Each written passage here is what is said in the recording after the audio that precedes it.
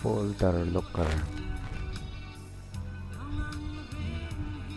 linga kan handle tanga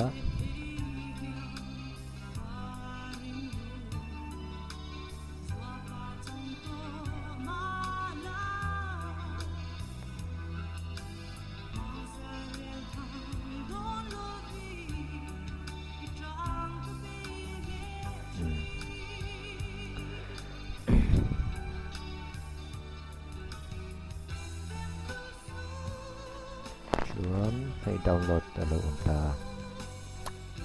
download tanga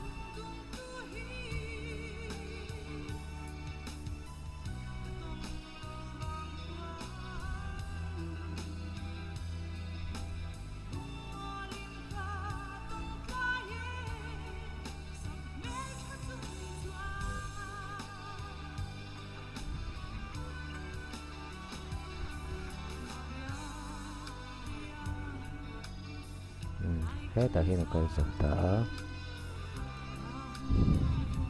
kanin you can download kanin tadi you can extract lenga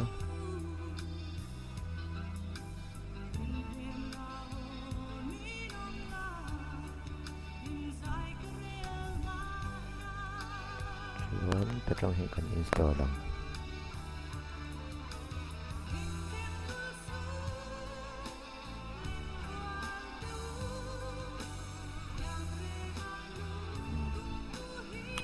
install tinggal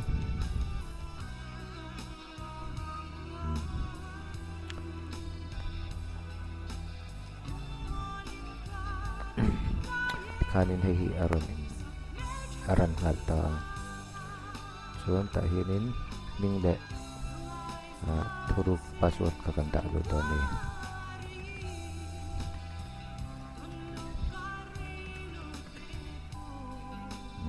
cuman oleh tinga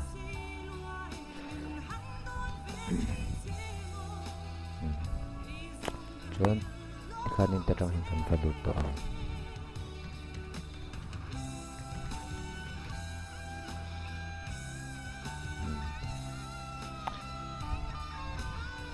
cuanin tahin folder siya mga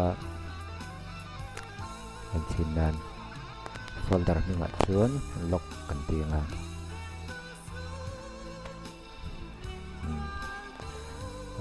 folder hi tunay chun hay kan open thaya kan lock sinang folder lock lutanga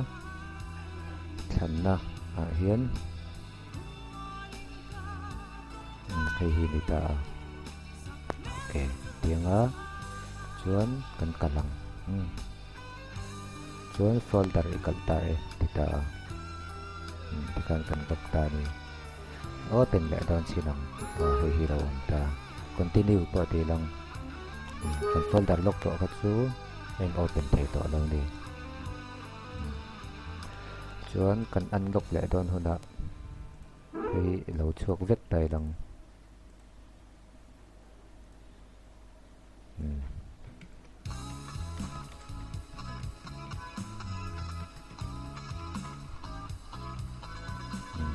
kan hay tay kan folder om nahi kan han thlang le nga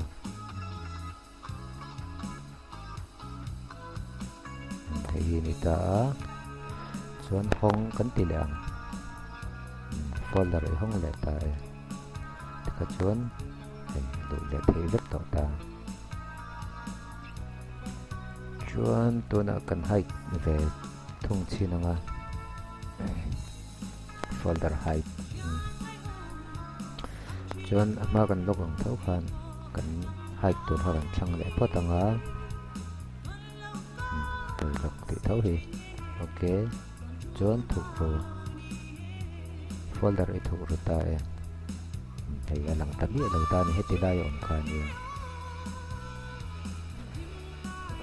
chuan kan ti den de chuanin ta hianin hi lo om sa lo ni point thlanna hian hi kan ratlang lenga chuan tilang kan ti leng hei na ron lang le mai ta ni chuan computer a heading lai kan drive partition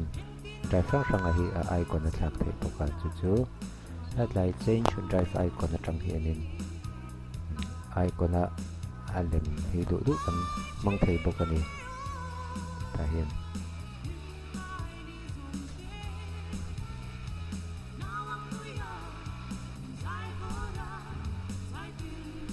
chuan i password i thlak lu chuan hei headlight ta la lem na hian chuan password lui ta na thar tur voi ni ti zon kha ni le phot bai se lang in thang e